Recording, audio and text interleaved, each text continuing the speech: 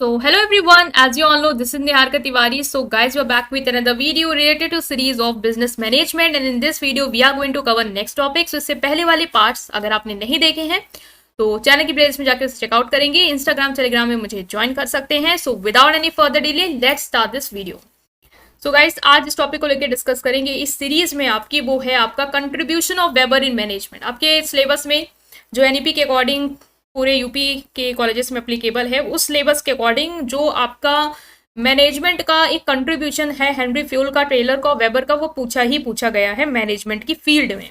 तो आज हम थोड़ा वेबर को पढ़ेंगे और ये बहुत ही इजी लैंग्वेज में होगा कि वेबर का क्या कंट्रीब्यूशन रहा है मैनेजमेंट में. Max Weber played a significant role in management by introducing the concept of bureaucracy and help us understand how organization can structure and run efficiently. इन्होंने कॉन्सेप्ट दिया है ब्यूरोक्रेसी का, ठीक है, इन्होंने कॉन्सेप्ट दिया है ब्यूरोक्रेसी का और इन्होंने ये समझाने की कोशिश की है कि ऑर्गेनाइजेशन का स्ट्रक्चर आपको कैसे तैयार करना है जिससे ऑर्गेनाइजेशन स्मूथली एफिशिएंटली रन कर पाए.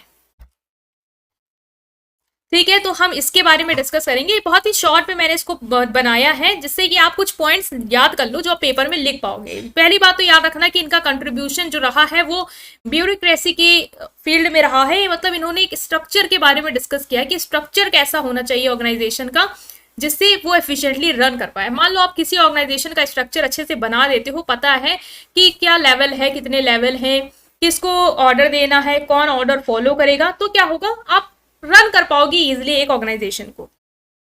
तो Max Weber was like detective who wanted to figure out how organization can work better. जैसे डिटेक्टिव नहीं होता, फाइंड आउट करता है कि क्या है कैसे है, वैसे ही मैक्स वेबर भी एक डिटेक्टिव की तरह इन्होंने मैनेजमेंट के फील्ड में हम कह सकते हैं काम किया और इन्होंने कोशिश इनकी रही कि ये पता कर पाए कि काम करने का बेहतर तरीका क्या हो सकता है, किस तरीके से हम ऑर्गेनाइजेशन को तैयार करें या बनाएं कि आराम से काम और अच्छी तरीके से काम हो पाए, बेसिकली अच्छा मैनेजमेंट हो पाए.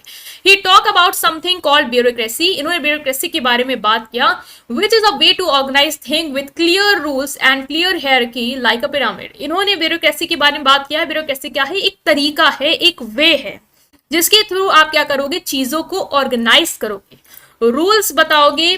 जैसे होता नहीं, एक हायरार्की होती है, top level, middle level, lower level, जिसमें पता होता है कि चीजों को कैसे ऑर्गेनाइज करना है.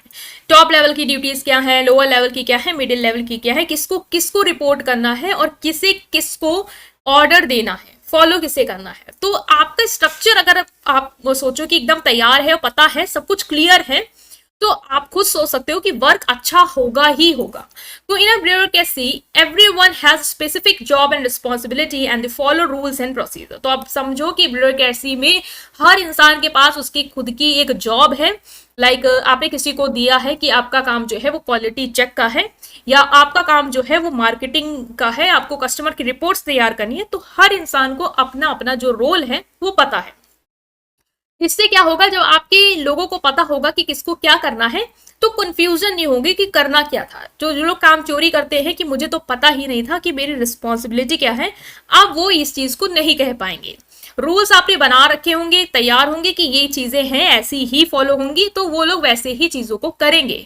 तो ये चीज इन्होंने कहा कि ऐसा सिस्टम या फिर एक ऐसे स्ट्रक्चर बनाओ कि सब कुछ क्रिस्टल क्लियर हो कि करना कैसे क्या है, तो मैनेजमेंट बढ़िया होगा. Weber believe that this structure approach. देखो इन्होंने जो अप्रोच दी है वो बेसिकली स्ट्रक्चर्ड अप्रोच है और एक टर्म जरूर हाईलाइट करना जो कि होगा ब्यूरोक्रेसी. ठीक है, कि इन्होंने इस तरीके से कहा कि एक ऑर्गेनाइजेशन को एफिशिएंट और फेयर बनाना है, उसके लिए हर इंसान को पता होना चाहिए कि उसको क्या करना है, डिसीजन किस रूल्स पे बनेगा, फेवरेटिज्म नहीं करना है, किसी को आप फेवर कर रहे हो, क्योंकि रूल्स पता होंगे तो उसी तरीके से काम होगा. तो ये जो फेवरेटिज्म वाला पार्ट है ना, वो नहीं हो पाएगा, क्योंकि एक ही तरीके से आपको चीजें करनी है जो तरीका आपको पता है.